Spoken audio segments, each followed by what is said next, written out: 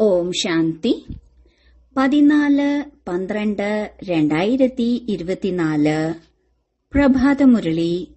മധുരമായ കുട്ടികളെ, നിങ്ങളുടെ പക്കൽ മന്മനാഭവ, മധ്യാജീഭവ എന്നീ ശക്തിശാലിയായ ബാണങ്ങളുണ്ട്. ഈ ബാണങ്ങൾ കൊണ്ട് നിങ്ങൾക്ക് മായയുടെ മേൽ വിജയം നേടാൻ സാധിക്കും. ചോദ്യം: കുട്ടികൾക്ക് ബാബയുടെ സഹായം എന്തിന്റെ അടിസ്ഥാനത്തിലാണ് ലഭിക്കുന്നത്? കുട്ടികൾ ബാബയ്ക്ക് നന്ദി പറയുന്നത് ഏത് രൂപത്തിലാണ്? ഉത്തരം: കുട്ടികൾ എത്രത്തോളം ബാബയെ സ്നേഹത്തോടെ ഓർമ്മിക്കുന്നുവോ അത്രയും ബാബയുടെ സഹായം ലഭിച്ചുകൊണ്ടിരിക്കും. സ്നേഹത്തോടെ സംസാരിക്കൂ. തന്റെ കണക്ഷൻ ശരിയാക്കി വെക്കൂ. ശ്രീമതത്തിലൂടെ നടന്നുകൊണ്ടിരിക്കൂ. എങ്കിൽ ബാബ സഹായം നൽകിക്കൊണ്ടിരിക്കും. കുട്ടികൾ ബാബയോട് നന്ദി പറയുന്നു. ബാബ, അങ്ങ് പരംധാമത്തിൽ നിന്നും വന്ന് ഞങ്ങളെ പതീതത്തിൽ നിന്ന് പാവനമാക്കി മാറ്റുന്നു. അങ്ങയിൽ നിന്ന് ഞങ്ങൾക്ക് എത്ര സുഖം ലഭിക്കുന്നു. സ്നേഹത്താൽ കണ്ണുനീര് പോലും വരുന്നു. ഓം ശാന്തി. കുട്ടികൾക്ക് ഏറ്റവും പ്രിയപ്പെട്ടത് മാതാവും പിതാവുമാണ്. പിന്നെ മാതാപിതാക്കൾക്ക് ഏറ്റവും പ്രിയപ്പെട്ടത് കുട്ടികൾ തന്നെയാണ്. ഇപ്പോൾ ബാബയെയാണ് അങ്ങ് തന്നെയാണ് മാതാവും പിതാവും എന്ന് പറയുന്നത്. ലൗകിക മാതാപിതാവിനെ ആരും ഇങ്ങനെ വിളിക്കാറില്ല. ഇത് തീർച്ചയായും മഹിമയാണ്. പക്ഷെ ആരുടേതാണ് ഇതാർക്കും അറിയില്ല. അഥവാ അറിയുമെങ്കിൽ അവിടേക്ക് പോകുമായിരുന്നു. ഒരുപാട് പേരെ കൊണ്ടുപോകുമായിരുന്നു. പക്ഷേ ഡ്രാമയിലെ പാർട്ട് ഇങ്ങനെയാണ്: എപ്പോഴാണോ ഡ്രാമ പൂർത്തിയാകുന്നത് അപ്പോഴേ ബാബ വരികയുള്ളൂ. മുൻപ് സംഭാഷണമില്ലാത്ത നാടകങ്ങൾ ഉണ്ടാകുമായിരുന്നു. നാടകം പൂർത്തിയാകുമ്പോൾ മുഴുവൻ അഭിനേതാക്കളും സ്റ്റേജിൽ പ്രത്യക്ഷപ്പെടും. ഇതും പരിധിയില്ലാത്ത വലിയ നാടകമാണ്. ഇതും മുഴുവൻ കുട്ടികളുടെയും ബുദ്ധിയിൽ വരണം. സത്യയുഗം, ത്രേത, ദ്വാപരം, കലിയുഗം. ഇത് മുഴുവൻ സൃഷ്ടിയുടെയും ചക്രമാണ്. എന്നാൽ മൂലവതനത്തിലും സൂക്ഷ്മവതനത്തിലും ചക്രം കറങ്ങുന്നു എന്നില്ല. സൃഷ്ടിയുടെ ചക്രം ഇവിടെ മാത്രമാണ് കറങ്ങുന്നത്. പാടുന്നുമുണ്ട് ഒരേ ഒരു ഓംകാരമെന്ന സത്യനാമം. ഈ മഹിമ ആരുടേതാണ്? ഗ്രന്ഥത്തിലും സിഖുകാർ മഹിമ പാടുന്നുണ്ട്. ഗുരു നാനാക്കിന്റെ വചനങ്ങൾ. ഇപ്പോൾ ഒരു ഓംകാരം എന്നത് ഒരേ ഒരു പരമപിത പരമാത്മാവിന്റെ മഹിമയാണ്. പക്ഷേ ലോകം പരമാത്മാവിന്റെ മഹിമയെ മറന്ന് ഗുരു നാനാക്കിന്റെ മഹിമ പാടിക്കൊണ്ടിരിക്കുന്നു. സദ്ഗുരു നാനാക്കാണ് എന്ന് കരുതുന്നു. വാസ്തവത്തിൽ സൃഷ്ടി മുഴുക്കെ എന്തെല്ലാം മഹിമയുണ്ടോ അതെല്ലാം ഒന്നിന്റേതു മാത്രമാണ്, മറ്റാരുടേതുമല്ല. നോക്കൂ, അഥവാ ഇപ്പോൾ ബ്രഹ്മാവിൽ ബാബ പ്രവേശിച്ചില്ലെങ്കിൽ ഇദ്ദേഹം കക്കയ്ക്ക് തുല്യമാണ്. ഇപ്പോൾ നിങ്ങൾ പരമപിത പരമാത്മാവിലൂടെ കക്കയിൽ നിന്നും വജ്ര സമാനമായി മാറുന്നു. ഇപ്പോൾ പതീത ലോകമാണ്. ബ്രഹ്മാവിന്റെ രാത്രിയാണ്. പതീത ലോകത്തിൽ എപ്പോഴാണോ ബാബ വരുന്നത് അപ്പോൾ ആരാണോ ബാബയെ മനസ്സിലാക്കുന്നത് അവർ ബാബയിൽ ബലിയാകും. ഇന്നത്തെ ലോകത്ത് കുട്ടികൾ തന്നെ മോശമാകുന്നു. ദേവതകൾ എത്ര നല്ലവരായിരുന്നു. ഇപ്പോൾ അവർ പുനർജന്മം എടുത്തെടുത്ത് തമോ പ്രധാനമായിരിക്കുന്നു. സന്യാസിമാരും മുൻപ് വളരെ നല്ലവരായിരുന്നു, പവിത്രമായിരുന്നു. ഭാരതത്തിന് സഹായം നൽകിയിരുന്നു. ഭാരതത്തിൽ അഥവാ പവിത്രത ഇല്ലായിരുന്നുവെങ്കിൽ കാമചിതയിൽ കത്തി എരിഞ്ഞിട്ടുണ്ടാകും. സത്യയുഗത്തിൽ കാമകഠാരി ഉണ്ടാകില്ല. ഈ കലിയുഗത്തിൽ എല്ലാവരും കാമചിതയുടെ മുള്ളിനുമേലാണ് ഇരിക്കുന്നത്. സത്യയുഗത്തിൽ ഇങ്ങനെ പറയില്ല. അവിടെ ഈ വിഷം ഉണ്ടാകില്ല. പറയാറുണ്ടല്ലോ, അമൃത് ഉപേക്ഷിച്ച് എന്തിന് വിഷം കുടിക്കുന്നു എന്ന്. വികാരിയെ തന്നെയാണ് പതീതം എന്ന് പറയുന്നത്. നോക്കൂ, ഇന്ന് കാലത്ത് മനുഷ്യർ 10-12 കുട്ടികൾക്ക് ജന്മം നൽകുന്നു. ഒരു നിയമം പോലുമില്ല. സത്യയുഗത്തിൽ കുഞ്ഞ് ജനിക്കുകയാണെങ്കിൽ ആദ്യം തന്നെ സാക്ഷാത്കാരമുണ്ടാകും. ശരീരം ഉപേക്ഷിക്കുന്നതിനും മുൻപും സാക്ഷാത്കാരമുണ്ടാകും. അതായത് ഞാൻ ഈ ശരീരം ഉപേക്ഷിച്ച് കുട്ടിയായി മാറും. മാത്രമല്ല, ഒരു കുട്ടിയെ ഉണ്ടാകൂ, കൂടുതലൊന്നും ഉണ്ടാകില്ല. നിയമാനുസൃതമാണ് എല്ലാം നടക്കുക. വർധനവ് തീർച്ചയായും ഉണ്ടാകണം. പക്ഷെ അവിടെ വികാരം ഉണ്ടാവുകയില്ല. വളരെ പേർ ചോദിക്കുന്നുണ്ട്, അപ്പോൾ അവിടെ എങ്ങനെ കുട്ടികൾ ജനിക്കും? പറയണം, അവിടെ യോഗബലത്തിലൂടെയാണ് എല്ലാ കാര്യങ്ങളും നടക്കുന്നത്. യോഗബലത്തിലൂടെ തന്നെയാണ് നമ്മൾ സൃഷ്ടിയുടെ രാജ്യപദവി നേടുന്നത്. ബാഹുബലത്തിലൂടെ സൃഷ്ടിയുടെ രാജ്യപദവി ലഭിക്കുക സാധ്യമല്ല. ബാബ മനസ്സിലാക്കി തന്നിട്ടുണ്ട്, അഥവാ ക്രിസ്ത്യാനികൾ മുഴുവൻ ഒരുമിച്ചാൽ മുഴുവൻ സൃഷ്ടിയിലും രാജ്യം ഭരിക്കാൻ സാധിക്കും. പക്ഷേ പരസ്പരം ഒന്നുചേരില്ല, നിയമമില്ല. അതിനാൽ 2 പൂച്ചകൾ പരസ്പരം അടിക്കുന്നു. അതില് വെണ്ണ നിങ്ങൾ കുട്ടികൾക്ക് ലഭിക്കുന്നു. കൃഷ്ണന്റെ കയ്യിലാണ് വെണ്ണ കാണിച്ചിരിക്കുന്നത്. ഇത് സൃഷ്ടിയാകുന്ന വെണ്ണയാണ്.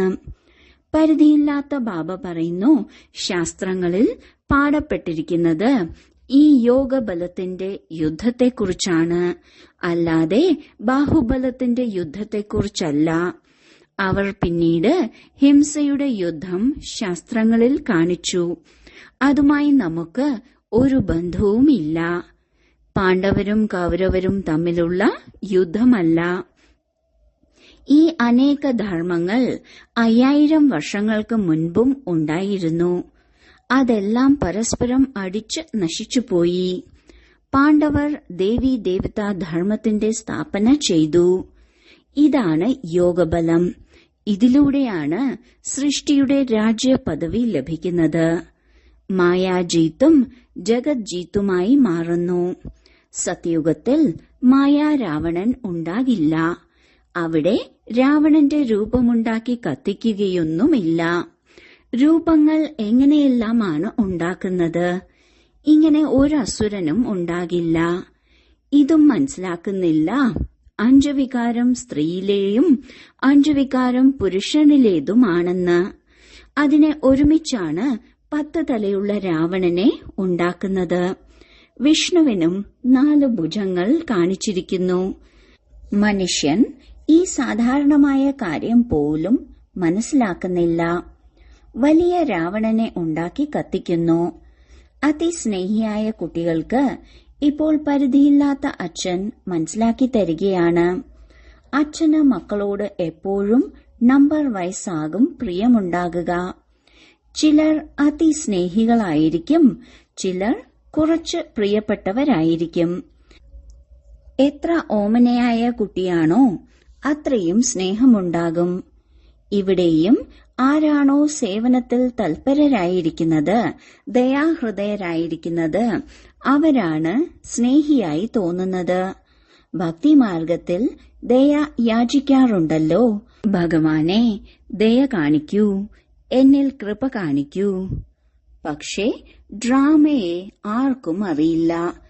എപ്പോഴാണോ വളരെയധികം തമോപ്രധാനമായി മാറുന്നത്, അപ്പോഴാണ് ബാബ വരുന്ന പ്രോഗ്രാം. ഈശ്വരൻ എന്താഗ്രഹിച്ചാലും അത് ചെയ്യാൻ സാധിക്കും, എപ്പോൾ ആഗ്രഹിച്ചാലും വരാൻ സാധിക്കും. ഇങ്ങനെയല്ല. അഥവാ അത്രയ്ക്ക് ശക്തിയുണ്ടായിരുന്നെങ്കിൽ ഇത്രയും ഗ്ലാനി എന്തിന് ലഭിക്കണം? വനവാസം എന്തിന് ലഭിക്കണം? ഈ കാര്യങ്ങൾ വളരെ ഗുപ്തമാണ്. കൃഷ്ണന് ഗ്ലാനി ലഭിക്കില്ല. പറയുന്നു, ഭഗവാന് ഇത് ചെയ്യാൻ സാധിക്കില്ല. പക്ഷേ വിനാശം സംഭവിക്കേണ്ടത് തന്നെയാണ്. പിന്നെ രക്ഷിക്കുക എന്ന കാര്യമേ ഇല്ല. എല്ലാവരെയും തിരികെ കൊണ്ടുപോകണം. സ്ഥാപനയും വിനാശവും ചെയ്യിപ്പിക്കുന്നുവെങ്കിൽ തീർച്ചയായും ഭഗവാൻ ഉണ്ടാകുമല്ലോ. പരമപിത പരമാത്മാവ് സ്ഥാപന ചെയ്യുന്നു. എന്തിന്റെ മുഖ്യമായ കാര്യം നിങ്ങൾ ചോദിക്കൂ. അതായത് ഗീതയുടെ ഭഗവാൻ ആരാണ്?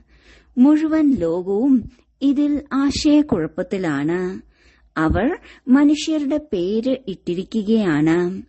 ആദി സനാതന ദേവീദേവതാ ധർമ്മത്തിന്റെ സ്ഥാപന ഭഗവാനല്ലാതെ മറ്റാർക്കും ചെയ്യാൻ സാധിക്കില്ല.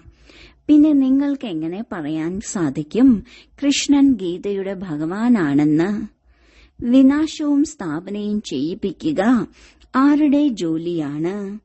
ഗീതയുടെ ഭഗവാനെ മറന്ന് ഗീതയെ തന്നെ ഖണ്ഡിച്ചിരിക്കുന്നു. ഇത് ഏറ്റവും വലിയ തെറ്റാണ്. രണ്ടാമത്, ജഗന്നാഥപുരിയിൽ ദേവതകളുടെ വളരെ മോശമായ ചിത്രങ്ങൾ നിർമ്മിച്ചിരിക്കുന്നു. മോശമായ ചിത്രങ്ങൾ വെക്കുന്നതിൽ ഗവൺമെന്റിന്റെ നിരോധനമുണ്ട്. അതിനാൽ ഇതിന്മേൽ മനസ്സിലാക്കി കൊടുക്കണം. ഈ ക്ഷേത്രങ്ങളിൽ ചെല്ലുമ്പോൾ ആരുടെയും ബുദ്ധിയിൽ ഈ കാര്യങ്ങൾ വരുന്നില്ല. ഈ കാര്യങ്ങൾ ബാബ തന്നെയാണ് ഇരുന്ന് മനസ്സിലാക്കി തരുന്നത്. നോക്കൂ, പെൺകുട്ടികൾ എത്ര പ്രതിജ്ഞാപത്രങ്ങൾ എഴുതുന്നു. രക്തം കൊണ്ടും എഴുതുന്നു. ഒരു കഥയുമുണ്ടല്ലോ. കൃഷ്ണന് രക്തം പൊടിഞ്ഞപ്പോൾ ദ്രൗപദി തന്റെ വസ്ത്രം മുറിച്ച് മുറിവ് കെട്ടിവെച്ചുവെന്ന്. ഇത് സ്നേഹമല്ലേ? നിങ്ങളുടെ സ്നേഹം ശിവബാബയുമായിട്ടാണ്. ബ്രഹ്മബാബയ്ക്ക് രക്തം വരാം, ദുഃഖം ഉണ്ടാകാം. പക്ഷെ ശിവബാബയ്ക്ക് ഒരിക്കലും ദുഃഖം ഉണ്ടാകില്ല. എന്തുകൊണ്ടെന്നാൽ സ്വന്തമായി ശരീരമില്ലല്ലോ. കൃഷ്ണന് എന്തെങ്കിലും പരിക്കേറ്റാൽ ദുഃഖമുണ്ടാകുമല്ലോ. എങ്കിൽ പിന്നെ കൃഷ്ണനെ എങ്ങനെ പരമാത്മാവ് എന്ന് പറയാൻ കഴിയും? ബാബ പറയുന്നു, ഞാൻ സുഖദുഃഖങ്ങളിൽ നിന്നും വേറിട്ടതാണ്. വന്ന് കുട്ടികളെ സദാ സുഖിയാക്കി മാറ്റുന്നുണ്ട്. സദാശിവൻ എന്ന് പാടിയിട്ടുണ്ടല്ലോ. സദാശിവൻ സുഖം നൽകുന്നവൻ എന്ന് പറയാറുണ്ട്. എന്റെ മധുരമധുരമായ കളഞ്ഞുപോയി തിരികെ കിട്ടിയ സൽപുത്രർ ആരാണോ ജ്ഞാനം ധാരണ ചെയ്ത് പവിത്രമായിട്ടിരിക്കുന്നത്, സത്യമായ യോഗിയും ജ്ഞാനിയുമായിട്ടിരിക്കുന്നത്, അവർ എനിക്ക് പ്രിയപ്പെട്ടവരാണ്. ലൗകിക പിതാവിനും ചില നല്ല കുട്ടികളും ചില ചീത്ത കുട്ടികളും ഉണ്ടാകും. ചിലർ കുലത്തിന് തന്നെ കളങ്കം ചാർത്തുന്നവരായി മാറും, വളരെ മോശമായി മാറും. ഇവിടെയും അങ്ങനെ തന്നെയാണ്. ആശ്ചര്യത്തോടെ കുട്ടിയായി മാറും, കേൾക്കും, പറയും, പിന്നീട് ഉപേക്ഷിച്ചു പോകും. അതിനാലാണ് നിശ്ചയപത്രം എഴുതിക്കുന്നത്. പിന്നീടത് മുന്നിൽ വന്ന് നൽകും. രക്തം കൊണ്ടും എഴുതി നൽകുന്നു. രക്തം കൊണ്ട് എഴുതി പ്രതിജ്ഞ ചെയ്യുന്നു. ഇന്ന് കാലത്ത് പ്രതിജ്ഞയും ചെയ്യിപ്പിച്ചിരുന്നു. പക്ഷേ അത് കപട പ്രതിജ്ഞയാണ്.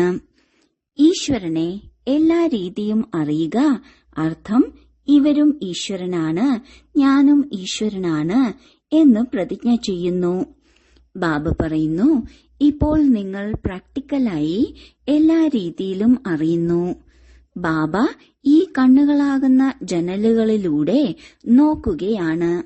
ഇത് മറ്റൊരാളുടെ ശരീരമാണ്. ലോൺ എടുത്തിരിക്കുകയാണ്. ബാബ വാടകക്കാരനാണ്. വീട് ഉപയോഗിക്കാറില്ലേ?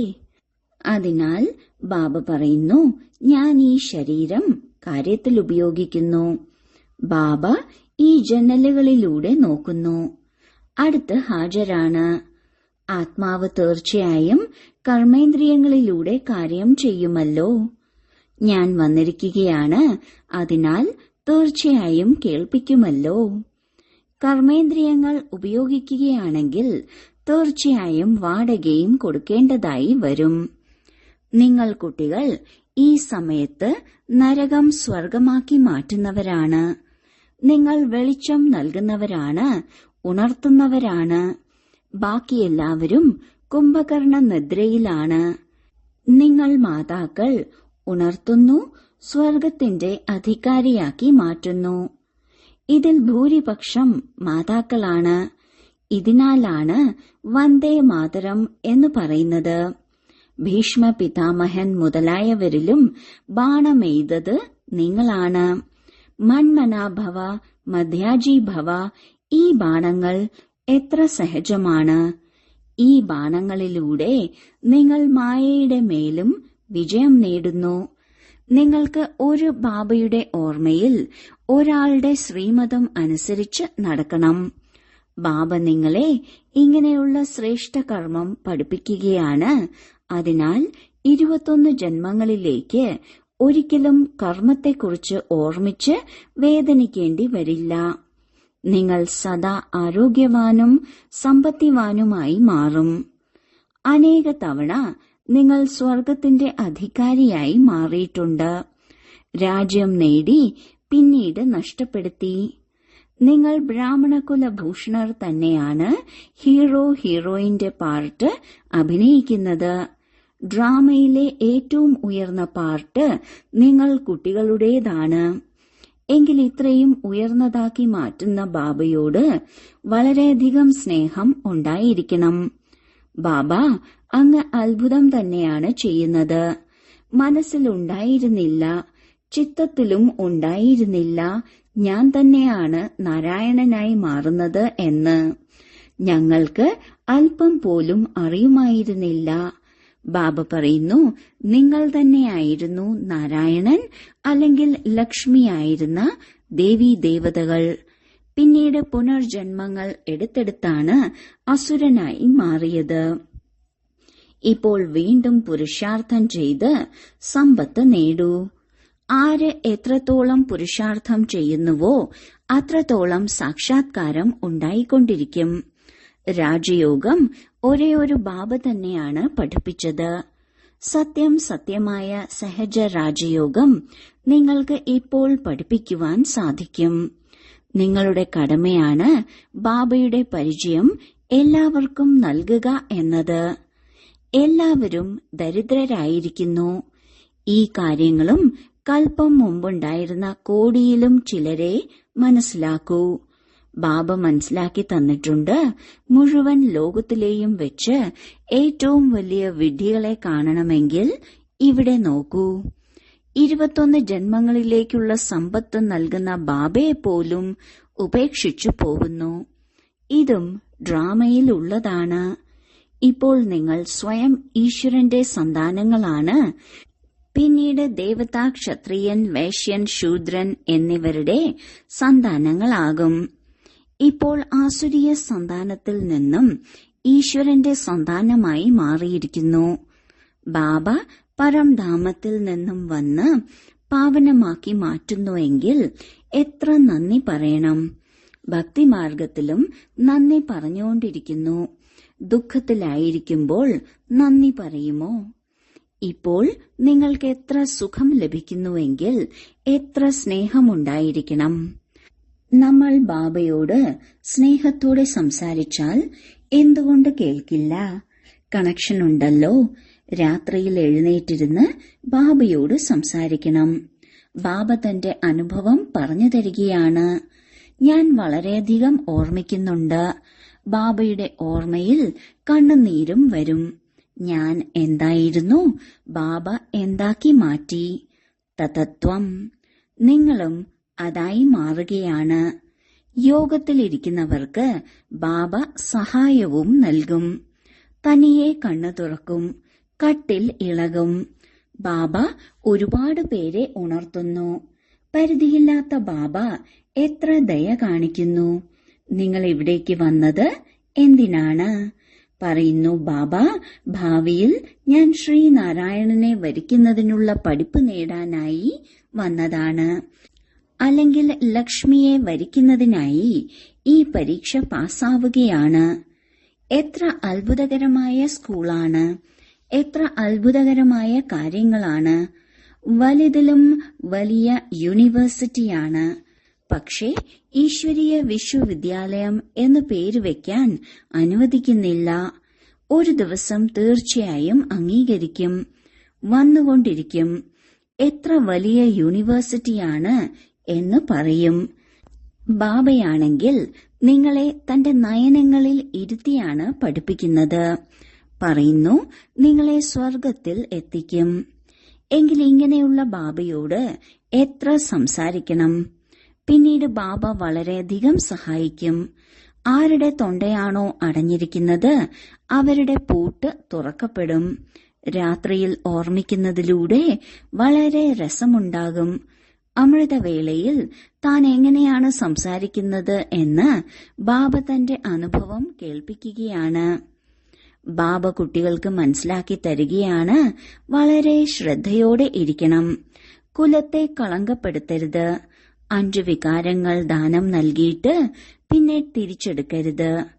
ശരി, വളരെ കാലത്തെ വേർപാടിന് ശേഷം തിരിച്ചു കിട്ടിയ മധുരമധുരമായ കുട്ടികൾക്ക് മാതാവും പിതാവുമായ ബാബ്ദാദയുടെ സ്നേഹസ്മരണയും പുലർക്കാല വന്ദനവും. ആത്മീയ അച്ഛന്റെ ആത്മീയ കുട്ടികൾക്ക് നമസ്കാരം. ധാരണയ്ക്കുള്ള മുഖ്യസാരം: 1.